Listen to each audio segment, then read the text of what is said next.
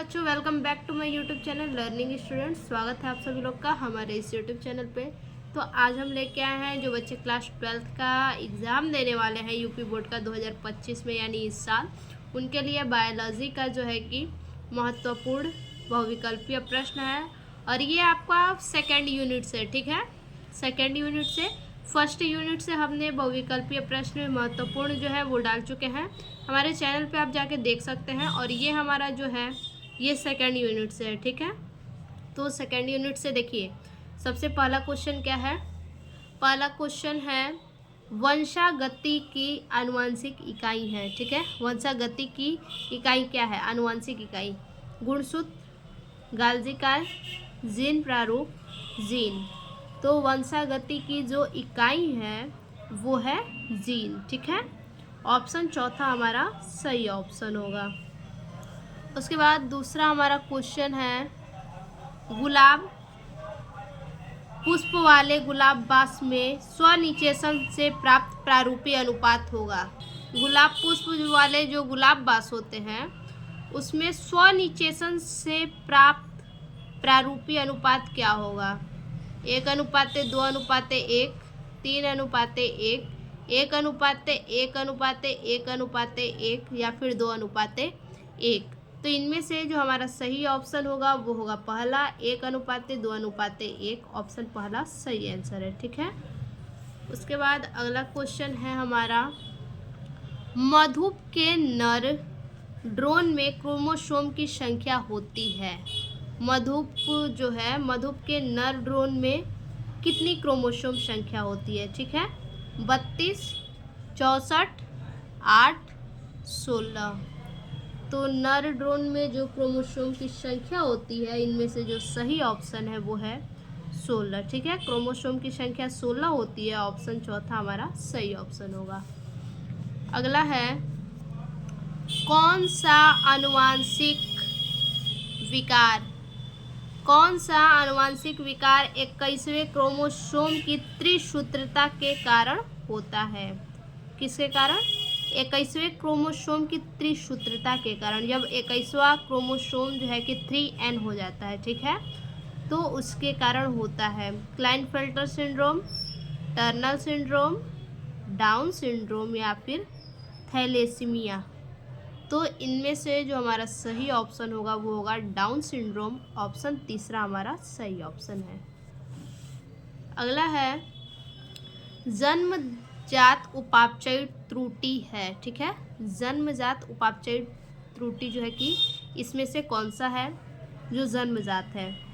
Phenyl ketonuria, वर्णांधता, haemophilia, अरक्तता। तो देखिए, वर्णांधता जो है कि जन्मजात नहीं होती है, अरक्तता भी नहीं होगा, हीमोफीलिया भी नहीं होगा, ठीक है। हमारा सही ऑप्शन होगा पहला, फिनाइल कीटोनूरिया, ठीक है। ऑप्शन पहला सही ऑप्शन है। अगला क्वेश्चन है हमारा डीएनए के रासायनिक चाकू हैं। इनमें से डीएनए के रासायनिक चाकू कौन से हैं? Endonuclease, polymerase, ligase, transcriptase. तो इनमें से जो डीएनए के रासायनिक चाकू है वो है एंडोन्यूक्लिएज। ऑप्शन पहला हमारा सही ऑप्शन होगा। अगला क्वेश्चन है कौन सा नाइट्रोजनी क्षार डीएनए में उपस्थित नहीं है? ठीक है, कौन सा नाइट्रोजनी क्षार है जो क्या होता है कि डीएनए में उपस्थित नहीं होता है, ठीक। तो कौन सा सही ऑप्शन है? थायमीन, उसके बाद यूरेसिल, एडनिन या फिर गुआनिन। तो इनमें से जो हमारा सही ऑप्शन होगा वो होगा यूरेसिल। ये डीएनए में उपस्थित नहीं होता है, ठीक है, यूरेसिल। अगला क्वेश्चन है एमआरएनए की सहायता से प्रोटीन संश्लेषण की प्रक्रिया कहलाती है। एमआरएनए की सहायता से जो प्रोटीन संश्लेषण की प्रक्रिया है वो क्या कहलाती है? अनुवादीकरण, अनुलेखन, प्रतिपनुलेखन या फिर प्रतिलिपिकरण। तो एमआरएनए की सहायता से जो प्रोटीन संश्लेषण की प्रक्रिया कहलाती है वो अनुवादीकरण कहलाती है। ऑप्शन पहला हमारा सही ऑप्शन होगा। अगला है विषाणु का आनुवंशिक पदार्थ है। विषाणु का आनुवंशिक पदार्थ क्या होगा? डीएनए अथवा आरएनए, आरएनए, डीएनए, उपयुक्त सभी। विषाणु का आनुवंशिक पदार्थ जो है वो है डीएनए अथवा आरएनए। ऑप्शन पहला हमारा सही ऑप्शन होगा। ठीक है, आगे है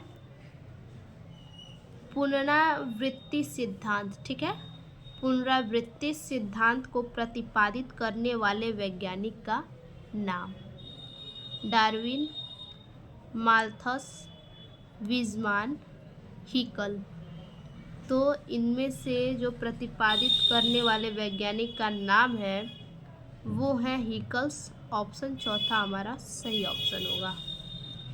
अगला है प्राकृतिक चयन का सिद्धांत किसने प्रतिपादित किया? ठीक है, प्राकृतिक चयन का सिद्धांत किसने प्रतिपादित किया?